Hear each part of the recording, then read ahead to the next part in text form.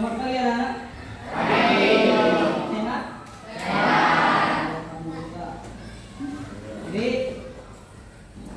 hari ini seperti biasa kita akan mulai pembelajaran. Namun sebelumnya di sini untuk lebih berkah apa yang harus kita dapatkan hari ini terkait masalah ilmu, alangkah baiknya sebelum kita mulai pembelajaran kita berdoa terlebih dahulu. Mana ketua kelas? Ya silakan pimpin doa ketua kelas. Terima teman-teman sebelum memulai pelajaran pada pagi hari ini alangkah baiknya kita membaca terlebih dahulu. Doa mulai.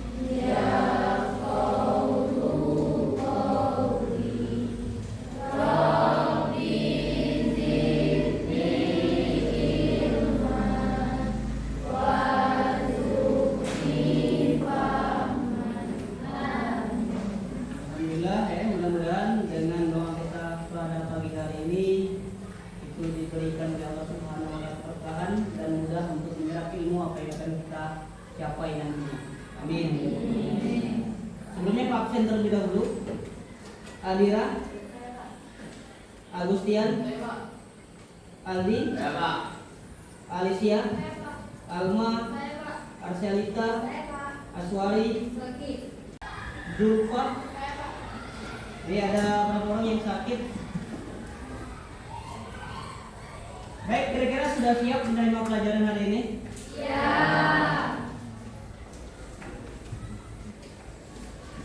Sebelum kita mulai pelajaran sesuai dengan kesepakatan kelas yang kita sepakati kemarin, apakah kelasnya sudah bersih?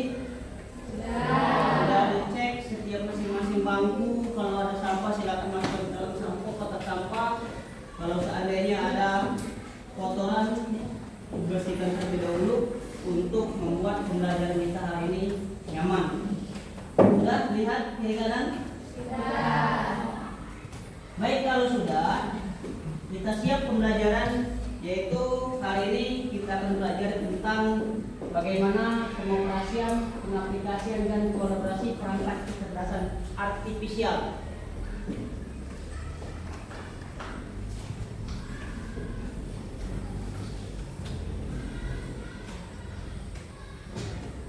Nah, sekarang ada sebuah pertanyaan. Pernahkah kalian bertanya-tanya bagaimanakah TikTok atau YouTube bisa tahu video apa yang kalian sukai? Pernah tidak kira-kira pada saat kalian membuka TikTok atau membuka YouTube itu seakan-akan YouTube dan TikTok ini mengetahui video yang kita sukai? Atau mungkin yang sering buka YouTube nonton tentang apa? Misalnya masak, yang perempuan. Maka secara tidak langsung YouTube yang kalian buka akan muncul tampilan-tampilan tentang masak. Atau TikTok, yang mungkin laki-laki senang modifikasi motor, dia sering buka tentang modifikasi motor. Kemudian pada saat dia membuka kembali TikTok tersebut, secara tidak langsung yang ditampilkan adalah video-video tentang modifikasi motor. Pernah ada tidak mengalami seperti itu? Jadi secara tidak langsung ada video-video kita supaya akan muncul. Terus pertanyaan yang kedua, yang pemantik kedua, yaitu bagaimanakah Google Assistant atau Siri bisa mengerti perintah suara kita bahkan dengan logat yang berbeda? Contoh misal, untuk lebih mudah terkadang kita sulit untuk mengetik terlebih dahulu ketika membuka Google. Misal ingin tahu bagaimana caranya resep masak pisangan, kan harus diketik repot kan? Makanya ada istilah Google Assistant. Jadi Google Assistant cukup menggunakan pesan suara. Walaupun kita menggunakan bahasa daerah, tapi Google Assistant tersebut bisa mengerti apa yang kita sampaikan, sehingga ketika kita mengucapkan kalimat-kalimat itu maka akan muncul sesuai dengan apa yang kita inginkan. walaupun bahasa Pampangan, bahasa Kemang, karena memang dilengkapi di dalam Google itu ada penerjemah bahasa. Jadi pernah mengalami hal seperti itu, walaupun dengan bahasa daerah, walaupun dengan bahasa yang mungkin sulit untuk dimengerti, tapi Google masih bisa mengerti apa yang kita ucapkan. Pernah tidak? Nah, itu kalau menggunakan istilah itu pesan suara. Karena sekarang Google sudah menggunakan seperti itu. Kemudian untuk WA juga ada pesan suara dan sebagainya. Nah, kemudian tujuan pembelajaran kita adalah hari ini membongkar rahasia di balik aplikasi favorit kalian, memahami cara kerjanya, dan melihat bagaimana teknologi ini mengubah dunia, termasuk di dunia pendidikan. Itu tujuan yang kita pelajari hari ini. Nah, sekarang Pak akan mencoba mendemonstrasikan bagaimana caranya penggunaan Google Assistant. Contoh, misal kita buka Google. Mungkin yang sering Google, carikan makanan kesukaan saya. Maka secara langsung Google akan mencari makanan kesukaan. Mungkin PMP, pisang goreng dan sebagainya. Misal seperti ini. Jadwal sholat maghrib hari ini. Maka secara tidak langsung suara kita didengar, kemudian akan ditampilkan di jadwal sholat hari ini, mulai dari subuh, zuhur, sampai ke isya. Jadi artinya kita lebih mudah menggunakan Google, yaitu dengan cara Google Assistant memberikan perintah suara kepada Google tersebut. Nah, jadi dengan hal yang demikian, untuk membuat kita lebih mudah menggunakan Google Assistant ketimbang kita harus terlebih dahulu ngetik. Nah, kemudian Pak akan menyampaikan bagaimana caranya Google tersebut bisa bekerja, apa dibalik yang bisa melakukan perintah suara, teks, gambar dan sebagainya. Nah, ternyata yang Pak sampaikan tadi terkait masalah Google Assistant, ada otak atau ada orang di balik layar tersebut, atau ada sesuatu hal yang mengoperasikannya, sehingga apa yang kita inginkan bisa diberikan dengan sempurna, dengan baik, bahkan sesuai dengan keinginan. Apa yang itu di belakang tersebut, yaitu adalah tentang artificial intelligence. Nah, sekarang apa itu kecerdasan artificial intelligence? Jadi artificial intelligence itu adalah kecerdasan artifisial. Jadi kalau bahasa kerennya artificial intelligence, tapi kalau dibahasakan bahasa Indonesia adalah kecerdasan artifisial. Kalau diartikan lagi, maka arti dari kecerdasan artifisial adalah kecerdasan buatan. Tentu yang membuatnya adalah manusia. Nah, sekarang kecerdasan artifisial atau kecerdasan buatan yang biasa dikenal dengan AI adalah teknologi yang memungkinkan komputer dan mesin meniru kemampuan intelektual manusia seperti belajar dari data dan pengalaman, memahami bahasa, membuat prediksi, memecahkan masalah, dan mengambil keputusan secara otonom. Jadi AI yang mungkin kalian cuma hanya mendengar dari WA, kemudian dari apa lagi? AI yang mungkin kalian tahu selain di WA. Kalau di WA Meta AI. Ada lagi mungkin ChatGPT. Pernah menggunakan ChatGPT? Itu juga AI yang bekerja. Jadi seolah-olah di belakang itu ada otak yang mengelolanya, yang bisa mengerti keinginan apa yang harus kita butuhkan. Contoh ChatGPT. Untuk mencari soal tentang apa saja, baik dalam pelajaran fisika, matematika, maka kita tinggal membuat prompt. Tahu prompt? Prompt itu kalau kita sederhanakan sama dengan keyword atau kata kunci. Kalau di Google kan kita cari ketik dulu, misalnya makanan khas Palembang, kalau luar gitu. Nah, ChatGPT pun demikian. Dia harus ada prompt, kalimat yang memang benar-benar sesuai dengan apa yang kita inginkan secara detail dan mudah dimengerti oleh ChatGPT. Nah, ChatGPT itu AI yang bekerja. Jadi AI secara tidak langsung itu sangat memudahkan pekerjaan manusia dan bahkan untuk memecahkan sebuah masalah yang mungkin masalah itu kita anggap rumit. Dan baru-baru ini ada yang lagi viral, orang menggunakan ChatGPT untuk mengetahui penyakit yang dialami. Dan ternyata setelah orang tersebut menampilkan penyakit diagnosa dokter tersebut ke dalam ChatGPT, ternyata memang benar penyakit ini dan harus diobati ini. Nah, pada dasarnya orang tersebut sebelum dia menggunakan ChatGPT, dia sudah pergi kemana-mana, pergi ke rumah sakit A, pergi ke rumah sakit C dan sebagainya. Dan ternyata penyakit tersebut tidak juga diketahui. Mungkin dia iseng lah, dia menggunakan ChatGPT dari hasil diagnosa tersebut, dari hasil pemeriksaan dokter, kemudian dimasuknya ke dalam ChatGPT, ternyata diketahui penyakit tersebut adalah ini. Setelah ditunjukkan oleh ChatGPT, ternyata memang benar.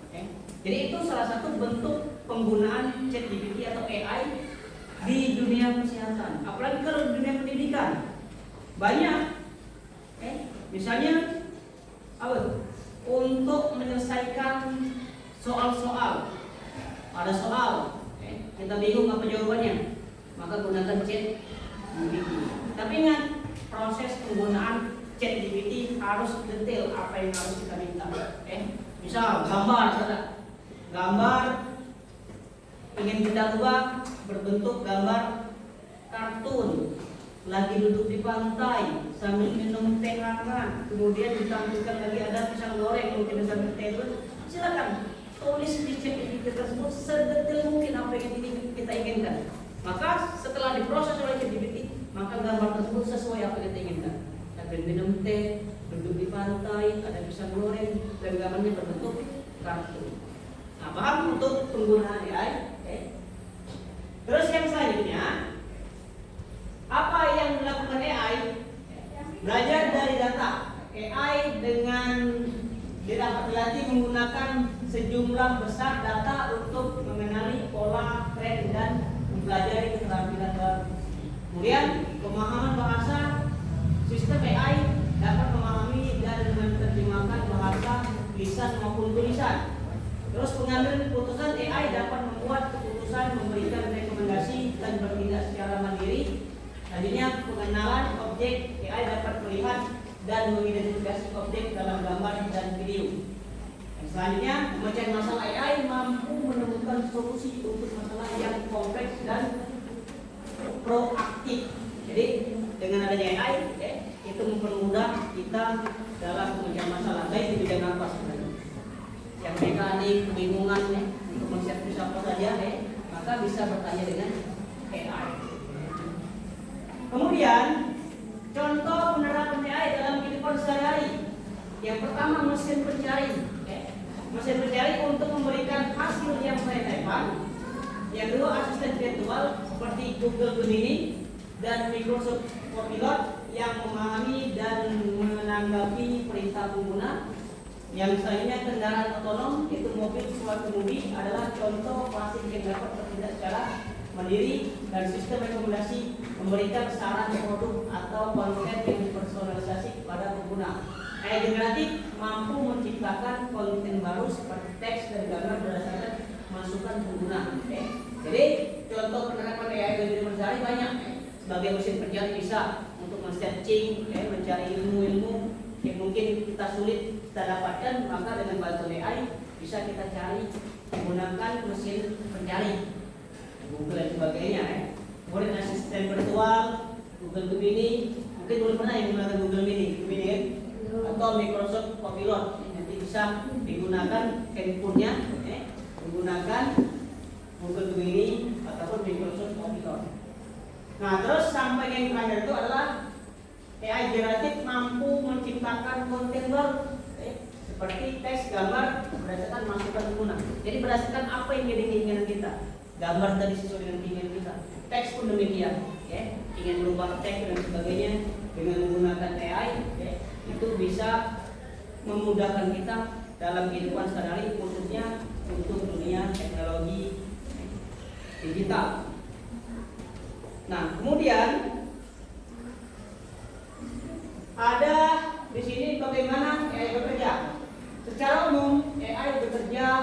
melalui 3 tahap utama, yaitu pertama data masukkan otomatis ya. Informasi yang digunakan untuk melatih AI adalah data. Semakin banyak data yang dimasukkan ke dalam AI tersebut maka semakin bisa untuk memenuhi apa yang orang lain minta. Jadi kita mencari apa saja. Kalau seandainya data AI lebih banyak, maka dia lebih mudah untuk membaca apa yang kita inginkan. Tapi kalau datanya sedikit, AI juga bingung kan? AI juga sulit untuk bekerja. Jadi semakin banyak data yang diberikan kepada AI untuk memenuhi kebutuhan, maka kita juga semakin mudah untuk mencari atau memecahkan sebuah masalah terhadap apa yang kita minta dengan AI. Kemudian pelatihan model. Ini proses AI belajar dari data untuk menemukan pola dan aturan. Jadi dengan adanya data, kemudian AI ini akan melatih bagaimana caranya untuk mengetahui pola yang kita inginkan. Makanya di situ misal kita buka di Shopee itu mencari sepatu, maka secara tidak langsung ketika kita buka Facebook muncul juga yang jualan sepatu kan? Atau di Google ada juga yang jualan sepatu. Jadi secara tidak langsung dia itu seolah ingin memenuhi kebutuhan yang kita inginkan.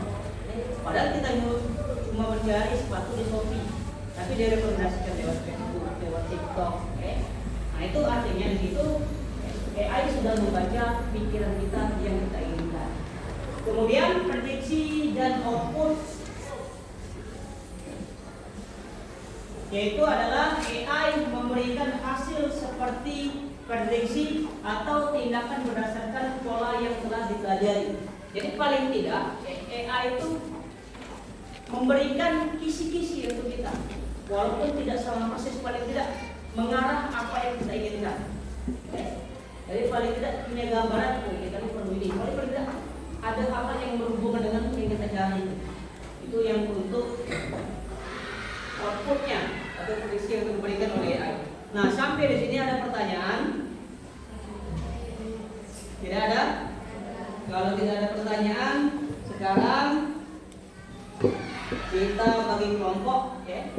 Ini ada 36 siswa, maka kelompoknya paling tidak ada 4. Coba kita hitung ini. 1, 2, 3, 4. Ingat nomornya 1, 2, 3, 4. Jadi yang 1 dengan 1, 2, 3 dengan 3, 4.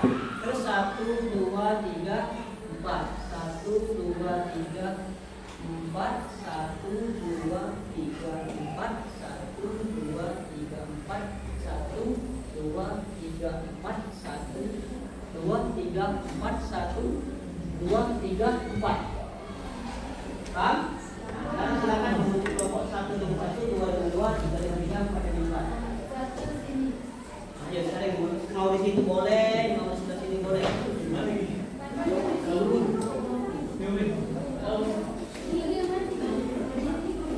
Jadi ada 4 kelompok. Silakan bagi kelompok 1. Karena praktik dong. Jadi ada gambar yang ini harus diisi. Diisi yang pertama isi nama kelompok, kemudian ada pertanyaan. Tuliskan minimal 2 fitur. Namun sebelum kita jawab pertanyaan ini, Pak membagi kelompoknya dulu terlebih dahulu, yaitu kelompok 1 itu tentang hiburan. Kelompok 1 hiburan, kemudian kelompok 2 tentang komersil dan sosial media. Kelompok 3 itu tentang transportasi dan navigasi. Terus itu kelompok 4 terakhir pendidikan dan produktivitas. Contoh misal kelompok 1. Kelompok 1 itu apa hiburan? Nah hiburan kan misal game, Mobile Legends. Jadi dari hiburan itu aplikasi apa yang mungkin kalian senang? Tentang hiburan. Misalnya MP3, MP4. Paham? Kelompok 1. Nah, jadi untuk hiburan aplikasi apa yang mungkin kalian senang? Tulis di situ. Terus yang kelompok 2, kelompok 2 itu tentang sosial media. Apa misalnya? Facebook, TikTok, kemudian Instagram. Boleh? Terus 3 itu tentang transportasi dan navigasi. Apa kira-kira di masalah transportasi dan navigasi? Grab. Cuma 3 ini kan? Nah, Grab. Kemudian apa yang navigasi itu? Google Map. Ya kan? Terus yang kelompok 4 tentang pendidikan dan produktivitas. Contohnya misalnya Google Translate, apa lagi?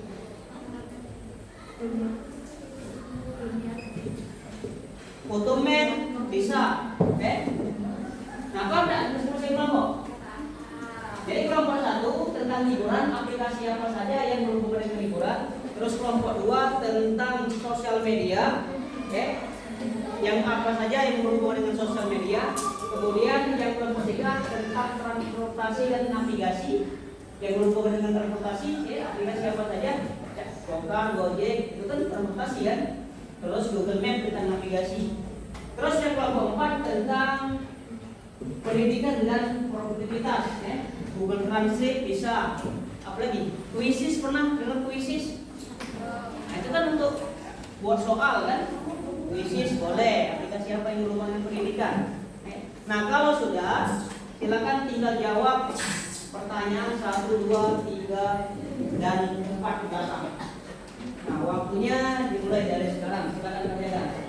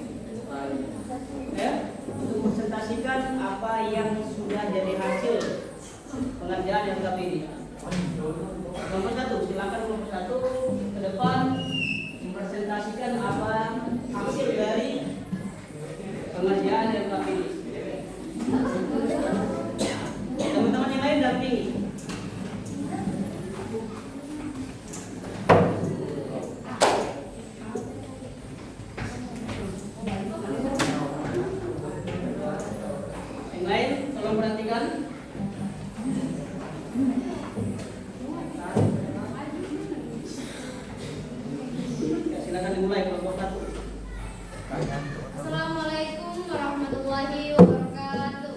Waalaikumsalam warahmatullahi wabarakatuh. Perkenalkan, kami dari kelompok 1 ingin mempresentasikan hasil diskusi kami tentang RPD yang yang akan dibacakan.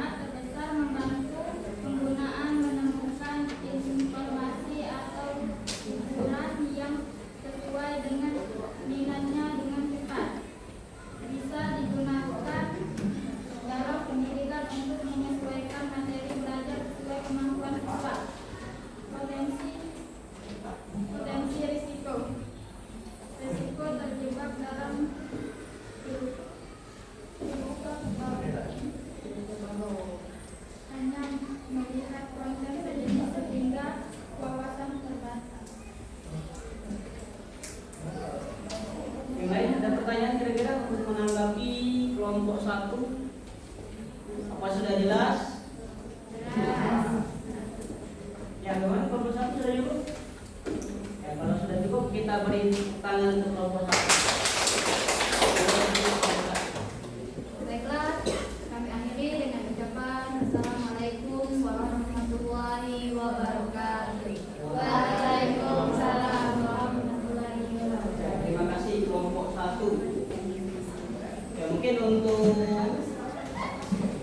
presentasi untuk satu kelompok ya, mengingat waktu.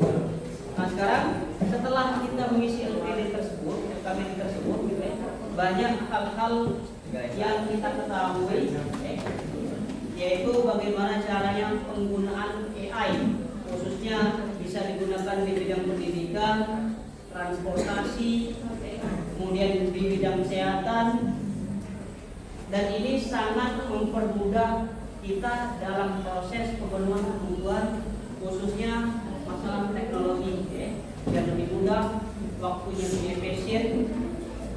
Namun di sini ada juga resiko dalam penggunaan AI. Resikonya adalah kita hanya berputar atau hanya berputar informasi yang kita dapat hanya itu saja, tanpa ada informasi yang lain.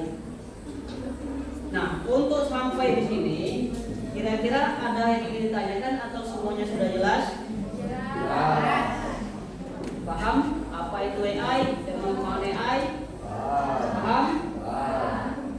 Baik, kalau paham, jadi sekali lagi hasil kesimpulan kita hari ini adalah ternyata AI lebih memudahkan kita untuk mencari informasi yang kita inginkan dan bisa menyesuaikan apa yang harus kita terima, karena kita sebagai pelajar tingkat SMA, dia juga menyesuaikan ternyata soal-soal itu juga bisa dijadi menggunakan AI yang sesuai dengan tingkatan fase, yaitu tingkatan SMA.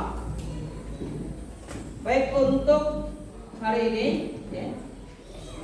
yang Pak sampaikan terkait masalah AI mudah-mudahan bermanfaat, dan kalau seandainya tidak ada yang ingin ditanyakan, pembelajaran kita cukupkan sampai di sini. Untuk menutup pertemuan kita hari ini, mari kita bersama-sama melafazkan hamdalah. Terima kasih. Jangan lupa untuk minggu depan kita akan belajar terkait masalah coding. Jadi silakan di rumah, silakan pelajari apa referensi yang berkaitan atau relevan dengan coding. Terima kasih segala perhatiannya.